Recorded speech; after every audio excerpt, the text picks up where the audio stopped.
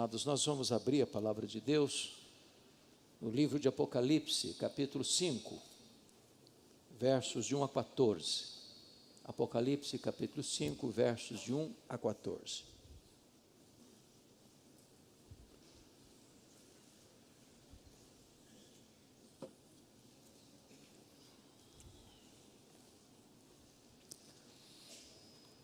Ontem à noite nós tratamos do capítulo 1 de Apocalipse, hoje de manhã do capítulo 4, e agora vamos considerar o capítulo 5.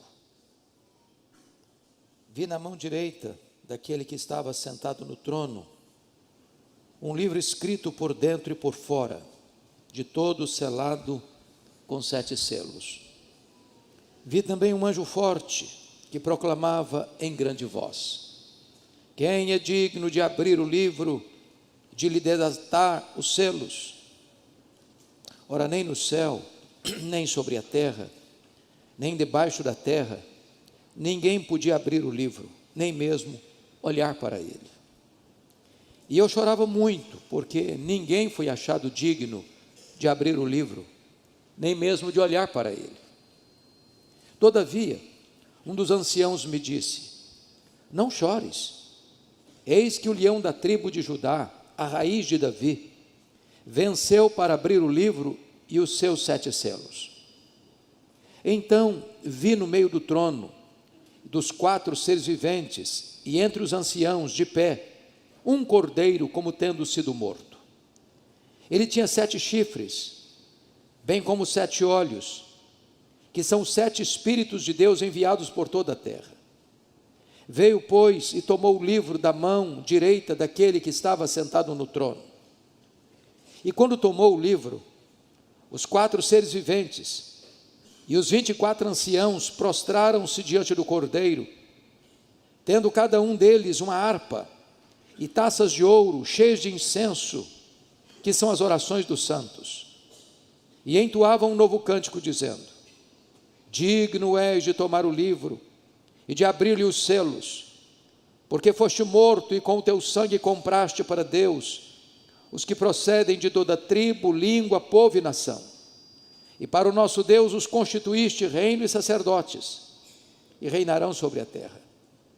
Vi e ouvi uma voz de muitos anjos ao redor do trono, dos seres viventes e dos anciãos, cujo número era de milhões e milhares de milhares, proclamando em grande voz: digno é o Cordeiro que foi morto de receber o poder e riqueza e sabedoria e força e honra e glória e louvor. Então ouvi que toda criatura que há no céu e sobre a terra, debaixo da terra e sobre o mar, e tudo o que neles há, estava dizendo: àquele que está sentado no trono e ao Cordeiro, seja o louvor e a honra e a glória e o domínio pelos séculos dos séculos. E os 4 seres viventes respondiam: amém. Também os anciãos prostraram-se e adoraram. Amém. Não tenha medo. A história não está à deriva. Meus amados, o livro de Apocalipse, o último livro da Bíblia, foi escrito no final do 1º século, provavelmente por volta do ano 96, no final do governo do carrasco e impiedoso imperador romano Domiciano, que governou de 81 a 96. Os tempos eram muito sombrios. A igreja estava acuada, encurralada por atroz perseguição. Naquele tempo, os crentes estavam sendo queimados vivos, crucificados. O Coliseu Romano, já inaugurado, chamado Anfiteatro da Morte, era palco da diversão do povo, onde os cristãos enfrentavam as feras ou a espada dos gladiadores. O cenário era sombrio. Os apóstolos já estavam mortos. O sangue dos cristãos embebedava a terra. E para agravar a situação, o último representante do grupo apostólico, o apóstolo João, é deportado para esta colônia penal, para esta ilha vulcânica do mar Egeu, a ilha de Patmos, quando todas as portas da terra se fecharam para ele. Mas Deus é especialista em reverter situações humanamente irremediáveis. Deus é especialista em virar o placar do jogo. Deus é especialista em virar a mesa da história. Deus é especialista em transformar tragédias em triunfo. E quando parecia que a igreja marcharia para o seu fim inglório, Deus abre a porta do céu, e João escuta uma ordem: sobe para aqui, e eu te mostrarei as coisas que em breve devem acontecer. Esta foi a cena que vimos hoje de manhã, quando João vê o trono, e alguém sentado no trono, e ele não ousa descrever quem está no trono, a não ser descrevê-lo na aparência de pedras preciosas, de jaspe e sardônio, pedra branca e vermelha que representa a santidade e a justiça de Deus.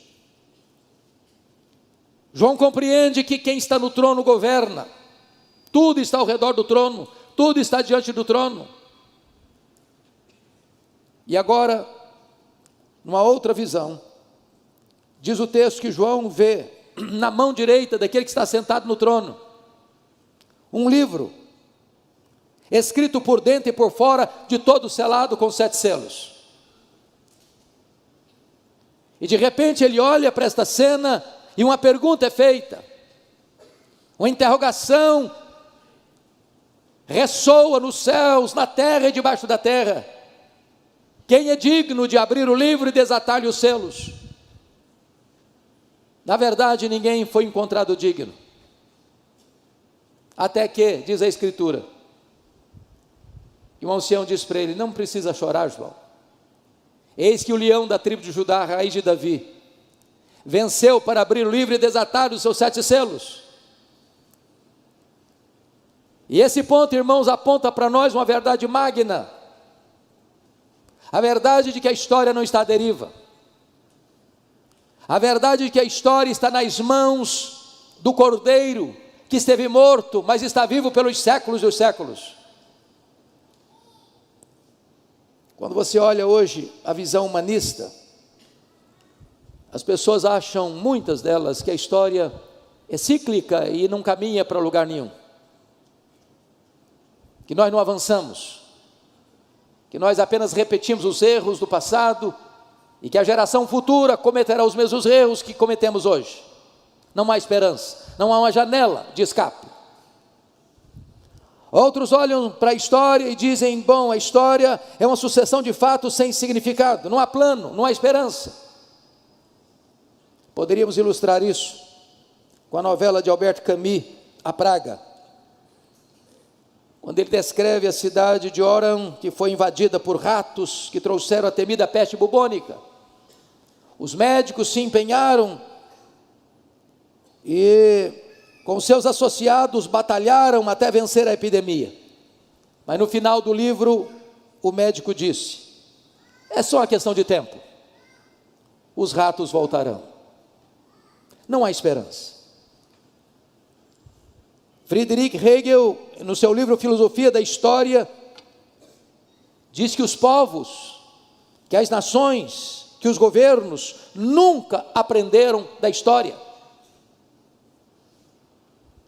O grande chanceler inglês Winston Churchill disse que os homens cresceram em poder, os homens cresceram em conhecimento, mas eles não evoluíram moralmente.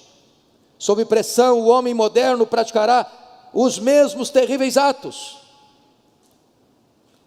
O afamado historiador Gibbon, no seu livro Declínio e Queda do Império Romano, disse que a história é pouco mais do que um registro dos crimes, das loucuras e dos infortúnios da humanidade.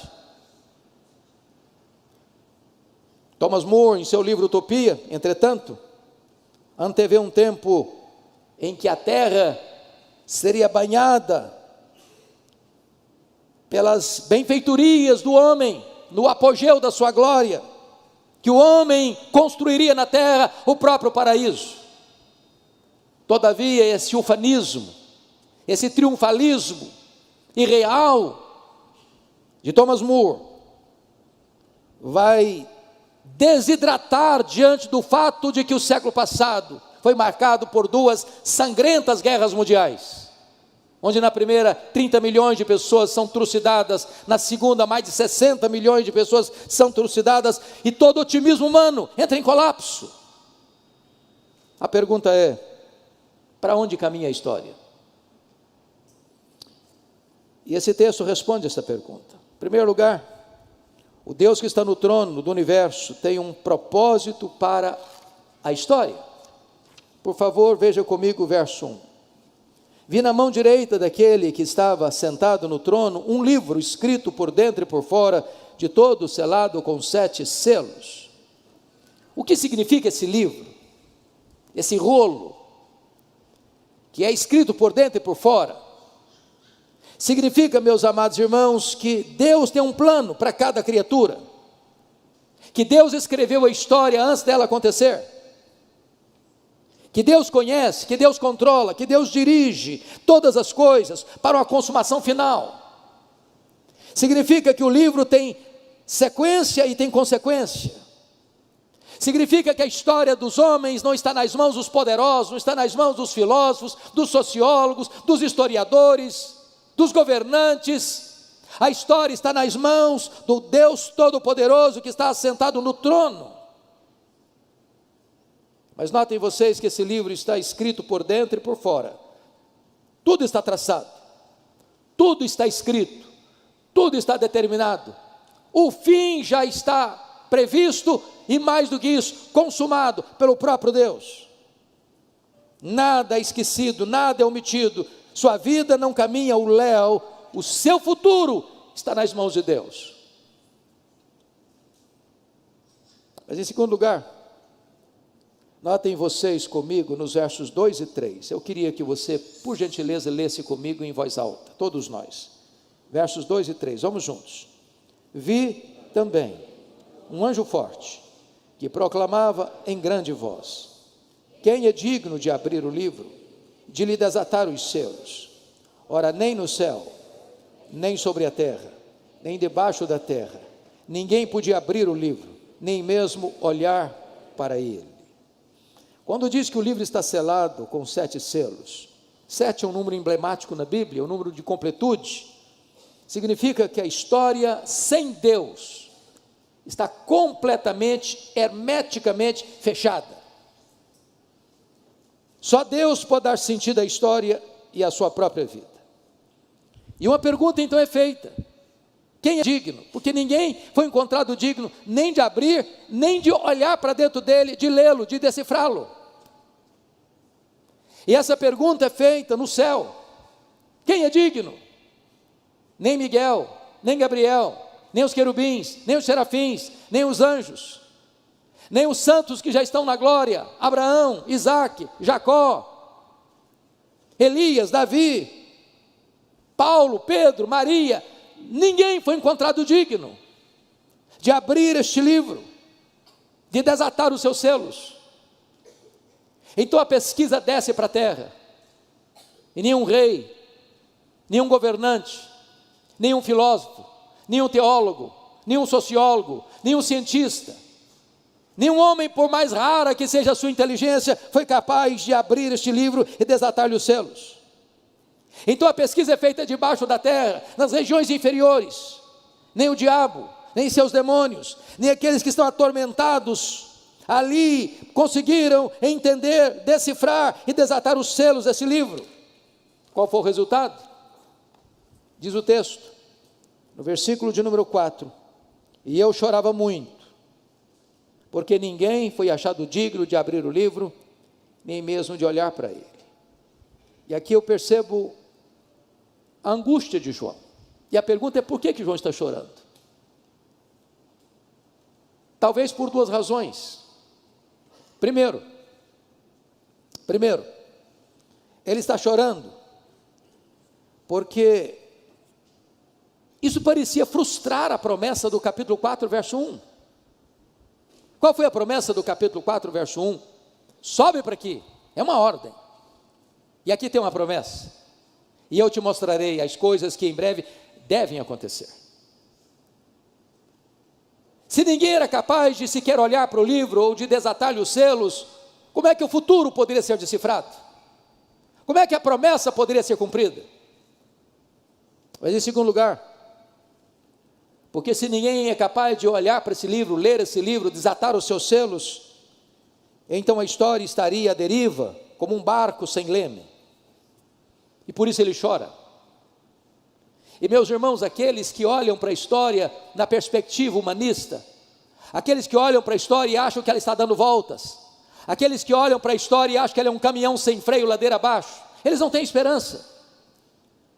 Eles choram também, eles se desesperam também. Mas notem comigo que o verso 5 reverte esse quadro. Porque o digno procurado agora é o digno encontrado. Você pode ler o verso 5 comigo, por gentileza, todos juntos?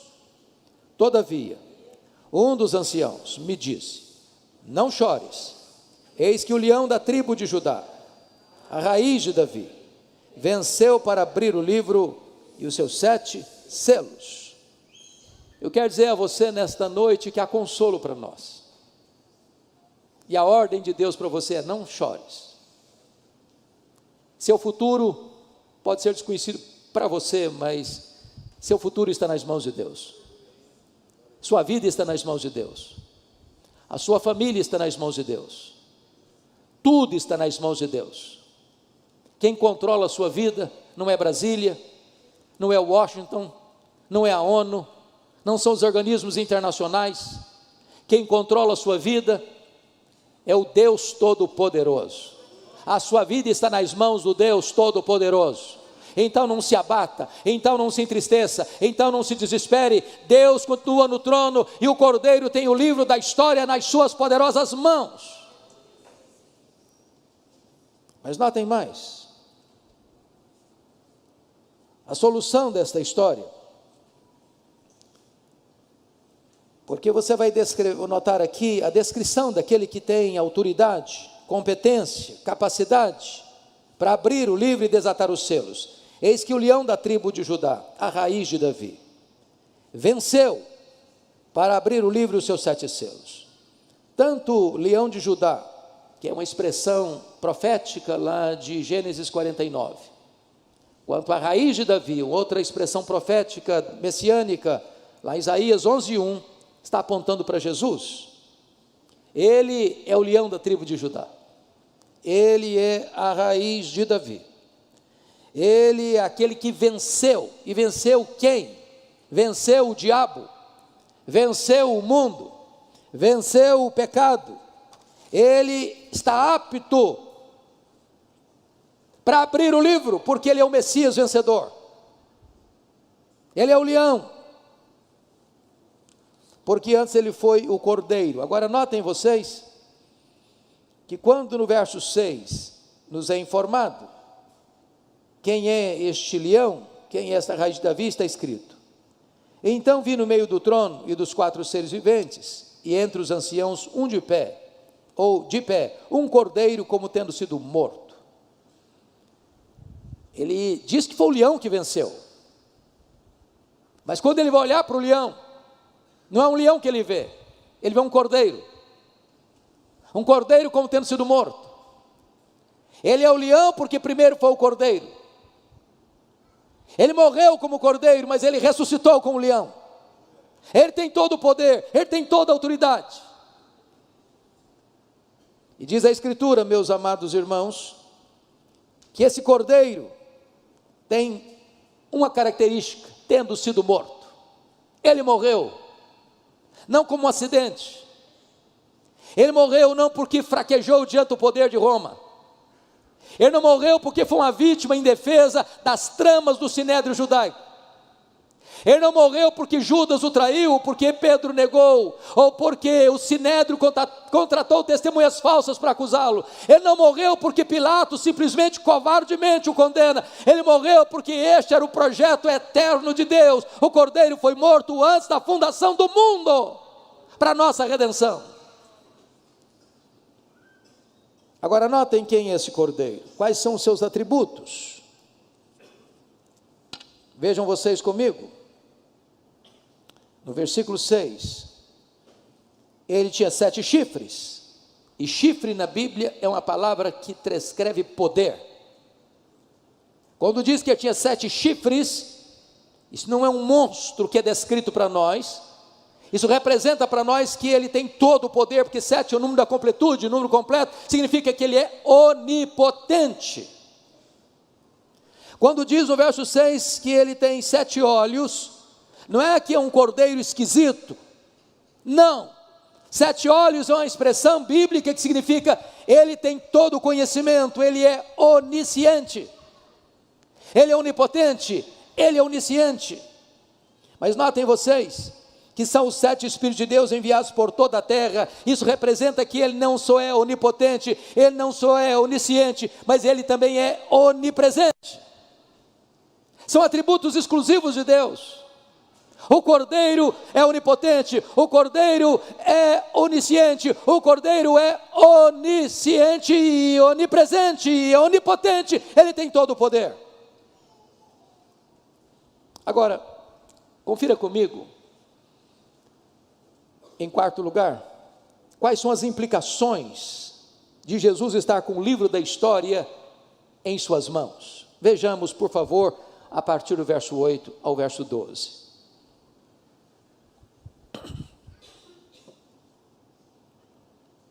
Versículo 8, por gentileza.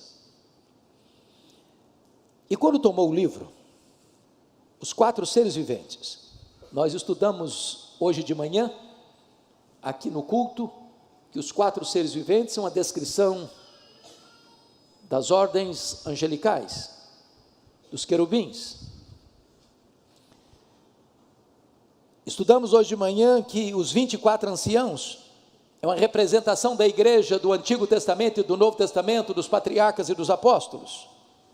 Portanto, nós estamos falando aqui que todos os seres angelicais, que toda a igreja glorificada, está contemplada aqui nesse verso 8, e quando tomou o livro, os anjos e a igreja glorificada prostra-se diante do Cordeiro,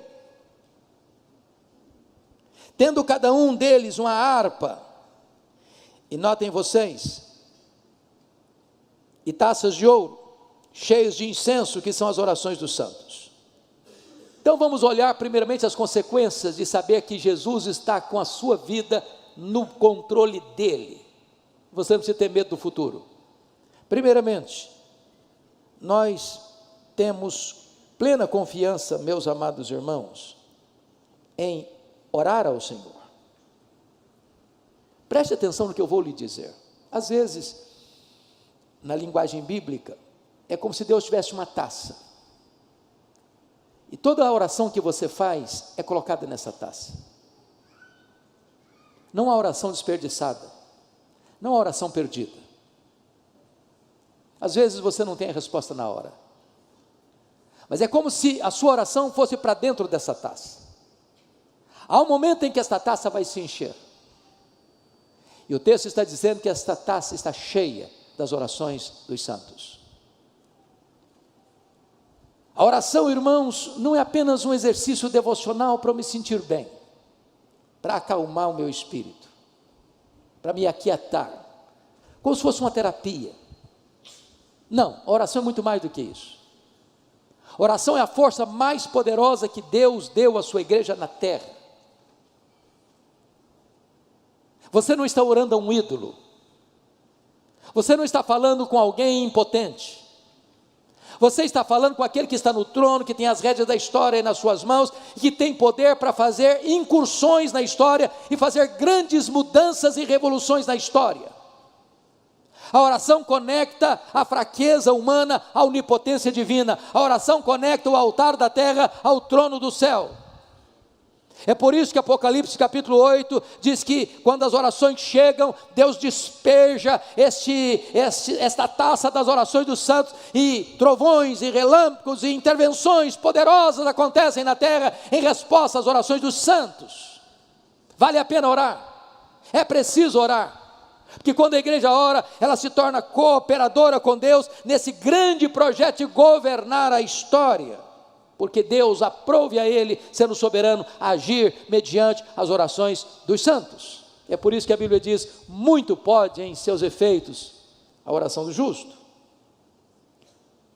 Mas em segundo lugar, uma vez que o Cordeiro tem o livro da história nas mãos, não apenas faz sentido orar, mas em segundo lugar, faz sentido evangelizar. Olha comigo o versículo 9. Você pode ler comigo em voz alta o 9 e o 10, por favor, vamos juntos? E entoavam novo cântico, dizendo: digno és de tomar o livro e de abrir-lhe os selos, porque foste morto, e com o teu sangue compraste para Deus os que procedem de toda tribo, língua, povo e nação. E para o nosso Deus os constituíste reino e sacerdotes, e reinarão sobre a terra. Meus amados irmãos, há duas coisas que eu destaco aqui. Aqui nós entramos numa das doutrinas mais sacrossantas da Bíblia, a chamada doutrina da expiação.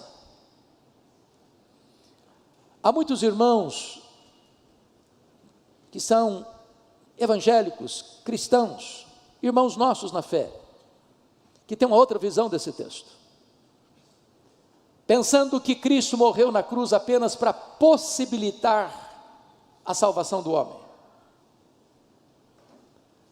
de tal forma que a salvação continua na mão do homem e não na mão de Deus.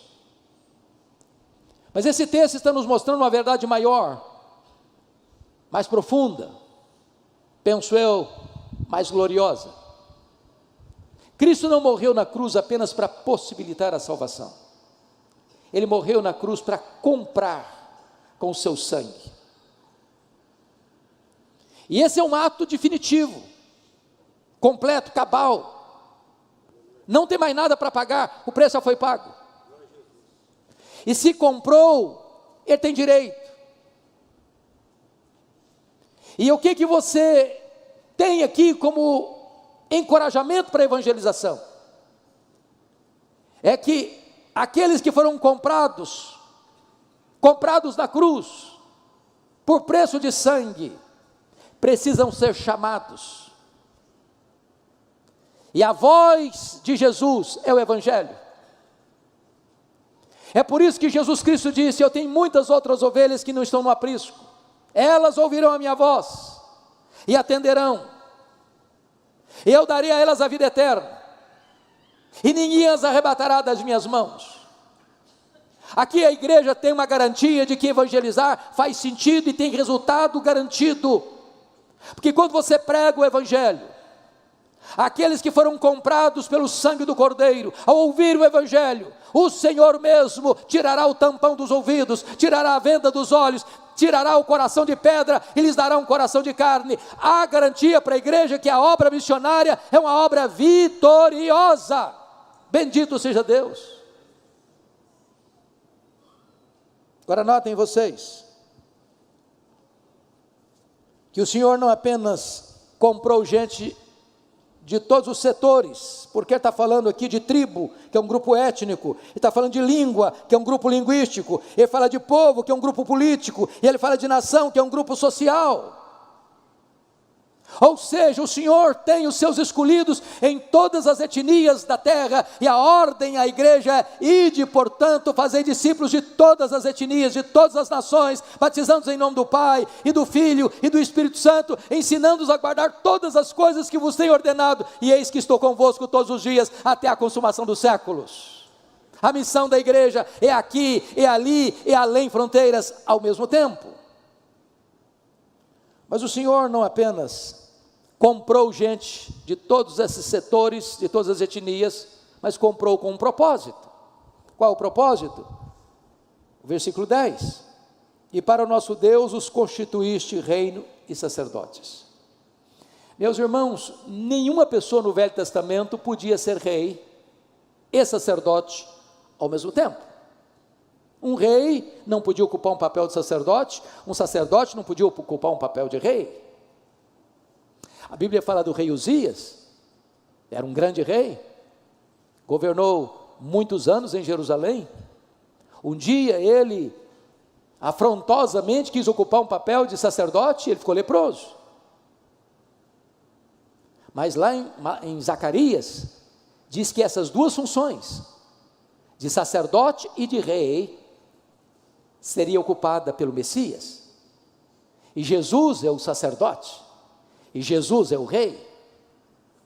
Ele tem uma função sacerdotal, e ele tem uma função real.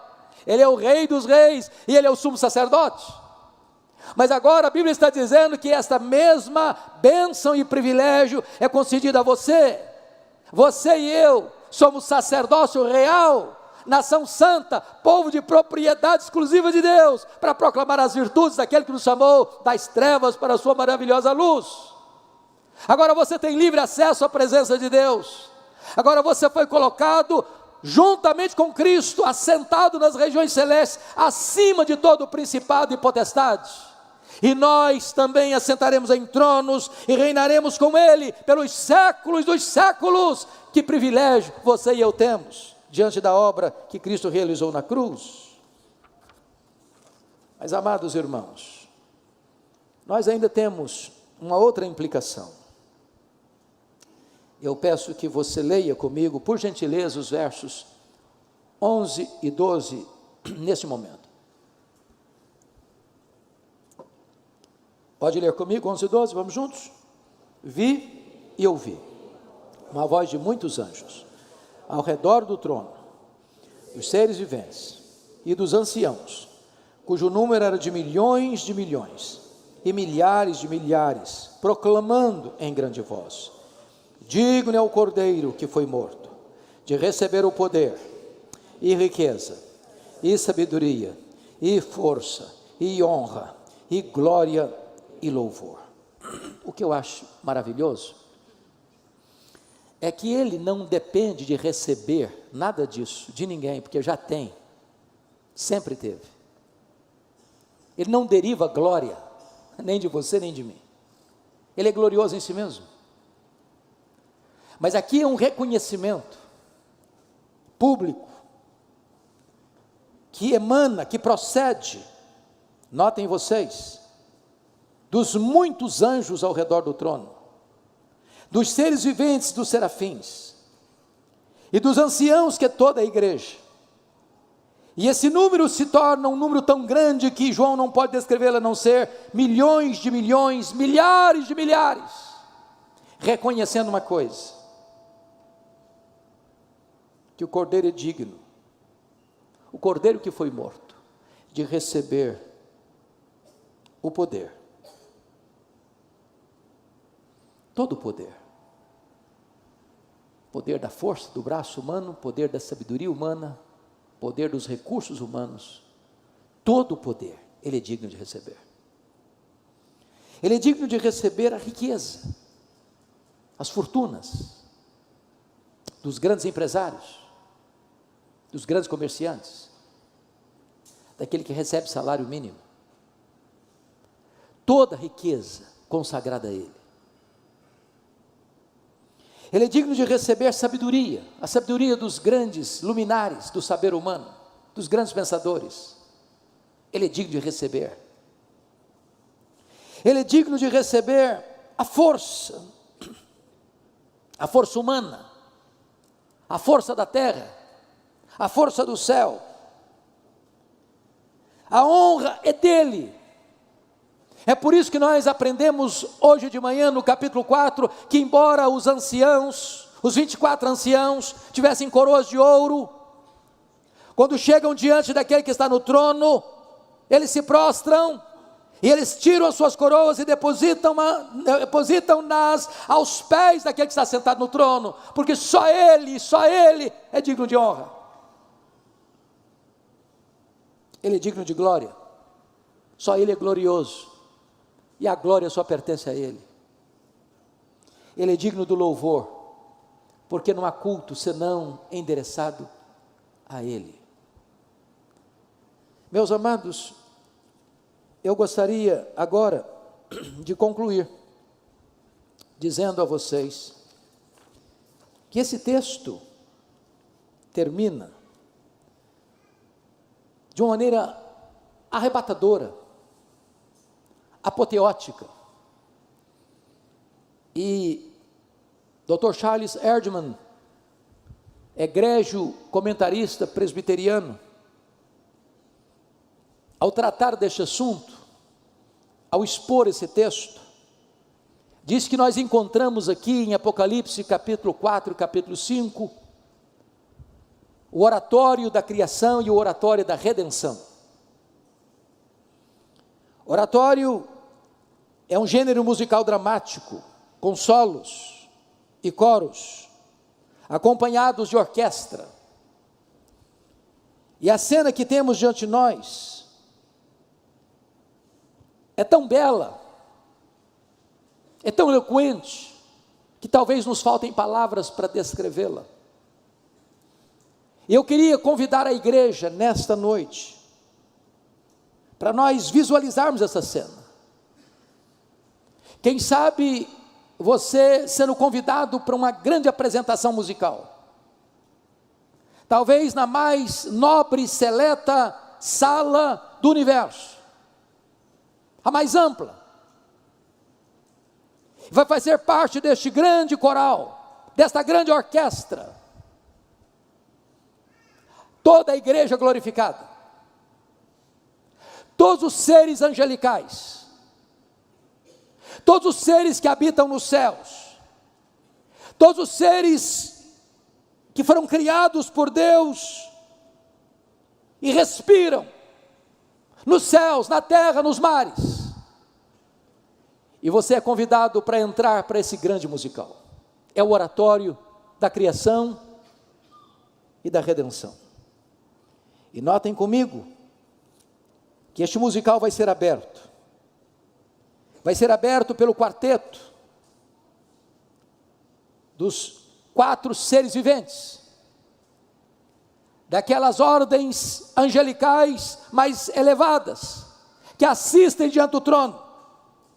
Eles abrem este musical no capítulo 4, versículo 8, dizendo: Santo, Santo, Santo é o Senhor Deus, o Todo-Poderoso, aquele que era, e que é, e que há de vir. E em seguida, vem uma segunda música, e essa segunda música é cantada por toda a igreja, comprada e lavada no sangue do Cordeiro, desde Abel, o primeiro a morrer na história, até o último que será remido pelo Senhor, estará cantando. E a música está no capítulo 4, verso 11, e a música é esta: digno, tu és digno, Senhor e Deus nosso, de receber a glória, e a honra, e o poder, porque todas as coisas tu criaste, sim, por causa da tua vontade, vieram a existir, e foram criadas.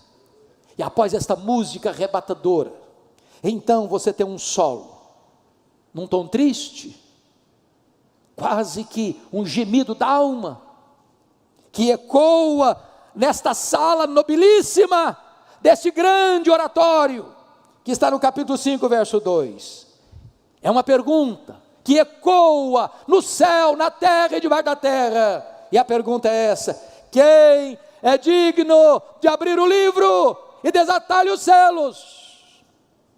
Depois desta música, que parece ensurdecer o universo, vem o responso, no capítulo 5, versículo 5, e o responso é este: não chores, eis que o leão da tribo de Judá, a raiz de Davi, venceu para abrir o livro e desatar-lhe os selos. Então diz a Escritura, que vem uma quinta música, e esta música, ela é entoada pelos 4 seres viventes, pelos 24 anciãos, pela ordem angelical e por toda a igreja glorificada, que está no capítulo 5, versículo 9, digno és de tomar o livro e de abrir os selos, porque foste morto e com teu sangue compraste para Deus os que procedem de toda tribo, língua, povo e nação, e para o nosso Deus os constituíste reino e sacerdotes, e reinarão sobre a terra. E agora a música vai encaminhando para a sua conclusão, para a sua apoteose, para a sua conclusão bendita e gloriosa. E agora diz a Escritura que os serafins, que os anjos, que a igreja e que uma multidão de anjos inumeráveis, de milhões, de milhares de milhares, canta a penúltima música que ressoa nesta sala do universo. E a música é esta: digno é o Cordeiro que foi morto de receber o poder e a riqueza e a sabedoria e a força e a honra e a glória e o louvor. E agora todos se preparam para o encerramento deste oratório. Agora diz a Bíblia que toda criatura que há no céu, que toda criatura que há na terra, que toda criatura que há no mar, que todo ser que respira começa a louvar a Deus, numa música arrebatadora e apoteótica. E a música está no capítulo 5, verso 13. Aquele que está sentado no trono e ao Cordeiro, seja o louvor, seja a honra, seja a glória, seja o domínio pelos séculos dos séculos. E diz a Bíblia que os anjos gritam em toda a força: amém! E este amém ecoa por todo o universo, e os 24 anciãos, a igreja se prostra e adora. E assim se fecham as cortinas, para mostrar para João uma coisa: não importa o que vai acontecer amanhã, a história está nas mãos do Cordeiro de Deus. Você não precisa ter medo, porque a história não está à deriva.